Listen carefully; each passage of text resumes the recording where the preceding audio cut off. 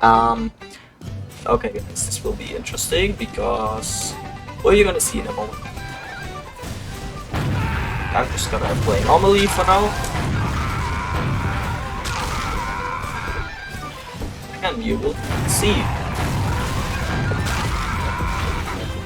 Okay, I will get health real quick. Re-engage, of course. Because I ain't no bitch.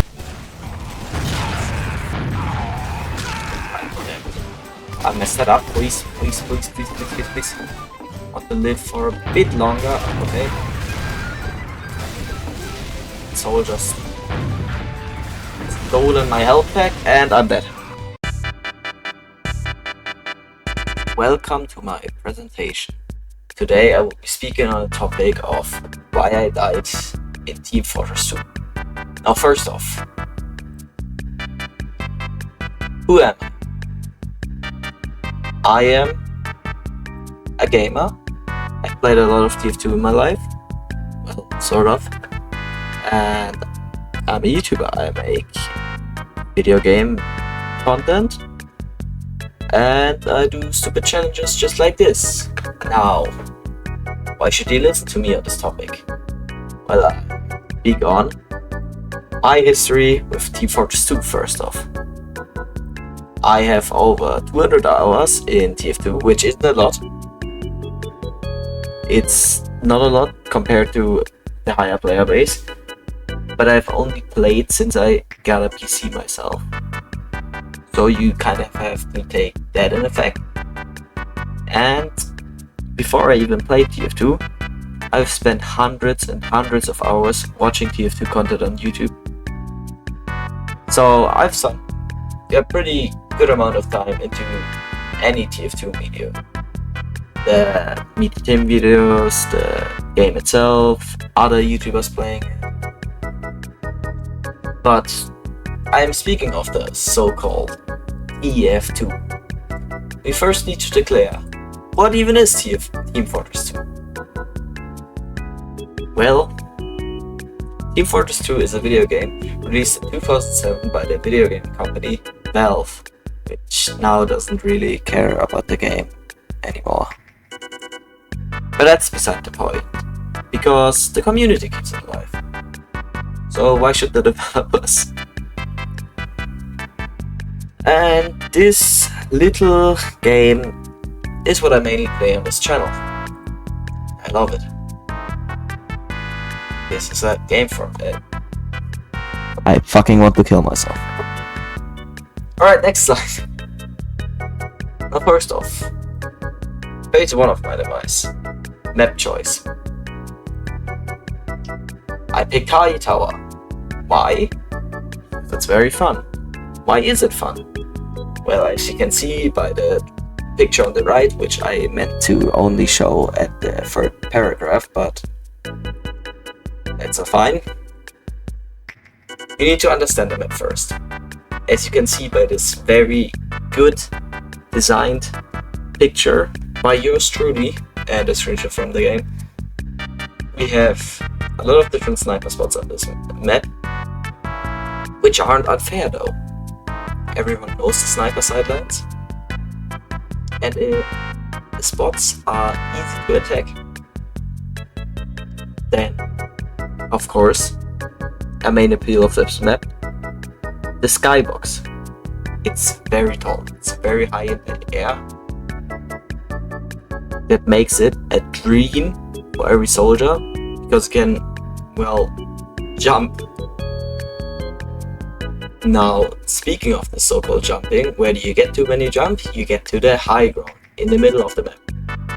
There's a big tower, a high tower. That's why the map is called that, probably, I think.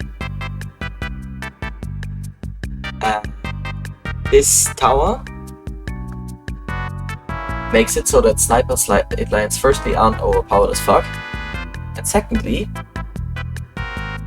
it is a base station for health packs. It's the middle of the map.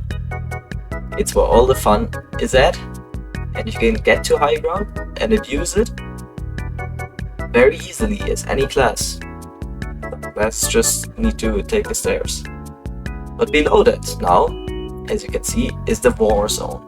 The war zone is where classes like Scout, Demo Knight, or Heavy excel at. They can run around in this big wide area, except for Heavy, and just shoot at people, rush at them, and kill them like that. So every class has a bit of a gameplay loop on this map and can have fun. Which is my next point. Any class can have success on Hightower, as I've just spoken about. Now, that's fine, that's good, that's fun, but what do you do if someone plays for the objective? Then you get your few minutes of fun, and then the match is over. Well, not on Hightower, because no one cares for the objective, like literally no one. It's rare to even find a game that ends. So it's basically just an infinite team deathmatch, which is fun. Now, moving on to phase 2 of my demise. Picking Soldier. First off, why did I pick Soldier? Because he's relatively easy. He has complex but fun movement. Ignore the brackets. And he's a funny, lovely character in the game. I like him. Look at this picture. Now, why is he relatively easy? Well, that has to do with the fact that he's slow but bulky. As you can see by these stats, he has 80% speed but 200 health, which makes him a great class for any beginner or veteran, because again, he has complex movement that you can learn. Which is probably why he is one of the most main classes in the game. Another reason may be because he has high damage splash rockets, which are fun, because you get to do damage while doing fun movement, while being not so easy to kill.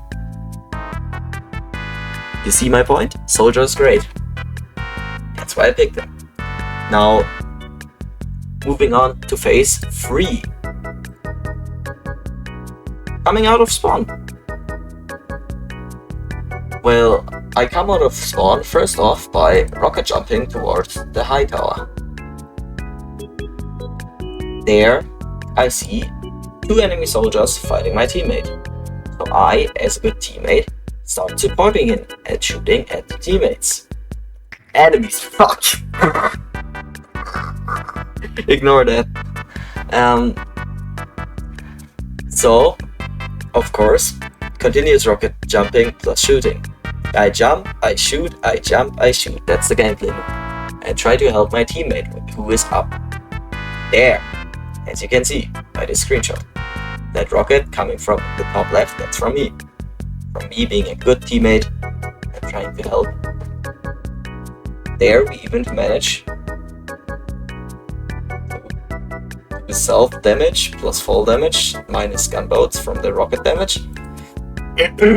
I kind of remember that differently.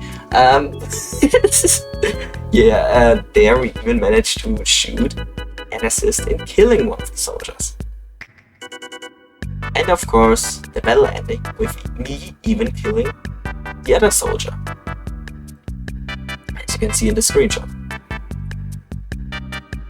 But what you can also see in the screenshot is a problem. I have low health. There in the big red circle. Another problem, there's an enemy approaching. Now that brings me to phase 4.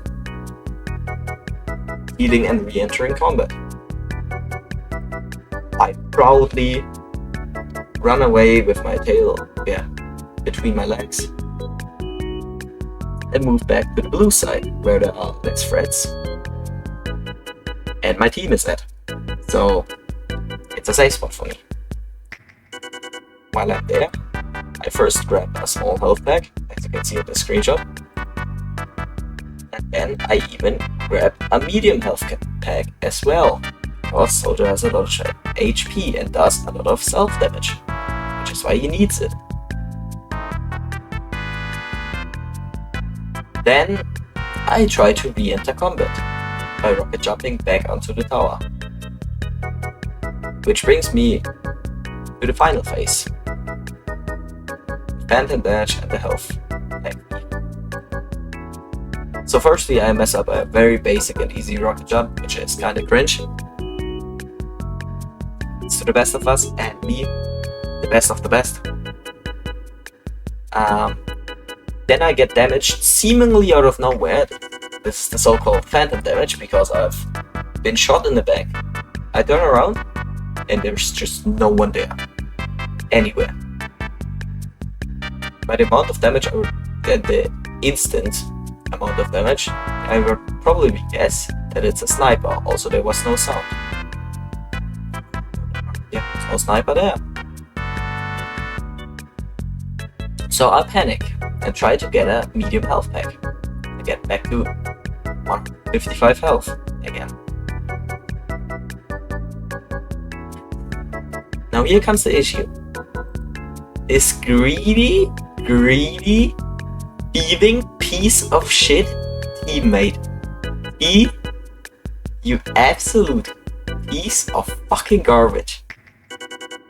Standing there, 129 HP, right next to the health pack. I am right next to it as well. He doesn't need it. He still gets it anyways. Because why not? He needs it, honestly. More than his low HP teammate. Nah. He needs it. Look at this motherfucker picking that shit up. Fuck you, T. Now, my death, some final thoughts, and tips for the future.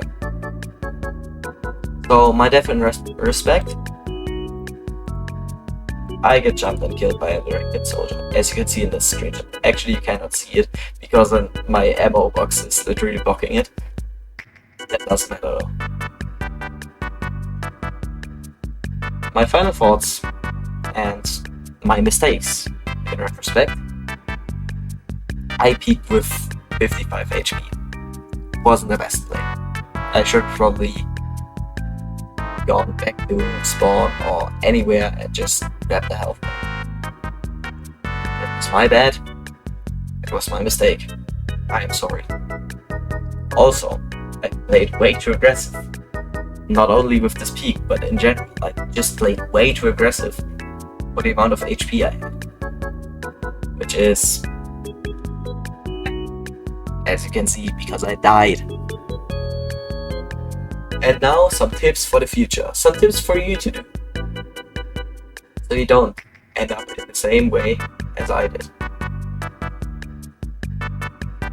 Never ever play with fucking T again. Health pack stealing, direct hit using, no cosmetic wearing, disgrace of the soldier. Fuck that guy. I hope... I can't even say on YouTube what I want for him. I've even made some propaganda. You can print this out and hang it anywhere in your city. Also, never leave spawn and quit if you lose the round, so you never die, because you're invincible.